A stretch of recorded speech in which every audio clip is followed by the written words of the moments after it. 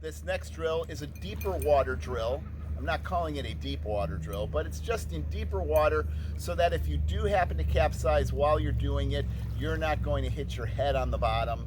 You can do this in as little as 8 feet of water as long as your dog is swimming and you're able to maneuver your paddleboard.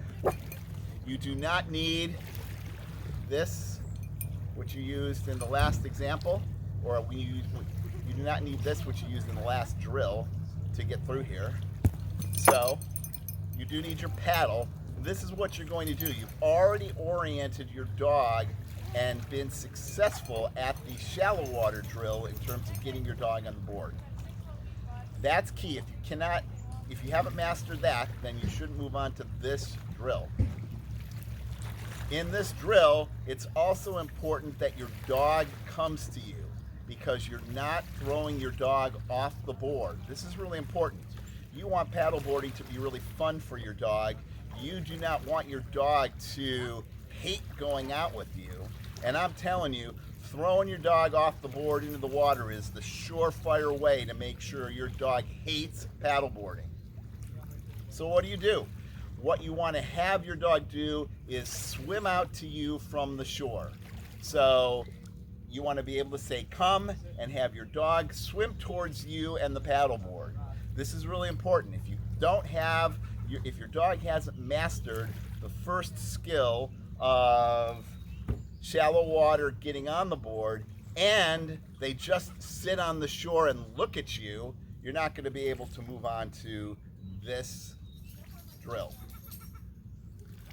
After you tell the dog to swim to you and the dog is swimming to you, you're already out in the water.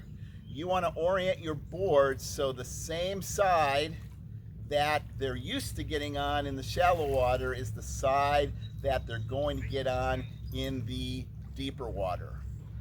My right arm is stronger than my left arm, or I'm more coordinated with my right arm, so that's the arm that I'm using to heave ho. When you're out there and your dog comes to you, what you're going to do is grab on your paddle and you're going to grab onto the rails. In order to get your dog on the board, you need to be on your knees. And you need to be on your knees in a way that is diagonal to the line of the board. That's going to allow you to grab your dog and pull them along the transverse axis, I guess, the axis of your body to get them on board versus some sort of rotational pull. So when you do this, both of your feet are off on the same side of the board. When your dog goes to get on the board is going to naturally start to lift up.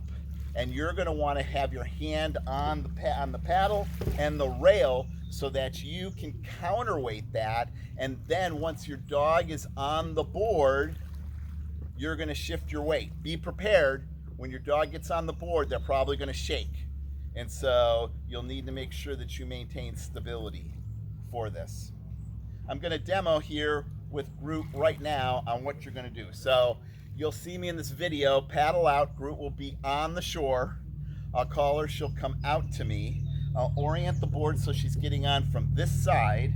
I'll probably be sitting like this talking to her. And what I'm going to do is turn and get my feet over here towards the back end of the board. And then I'm going to put my both feet like this on this side of the board. I'm going to grab the rail here and then Groot, come here. Come here. I'm going to grab Groot and I'm going to say heave ho. And I'm going to pull her on the board like this and then get her down. Both feet on this side of the board. This is going to counteract the board's movements. And then once she's stable, I'll get back into my paddleboarding balanced position.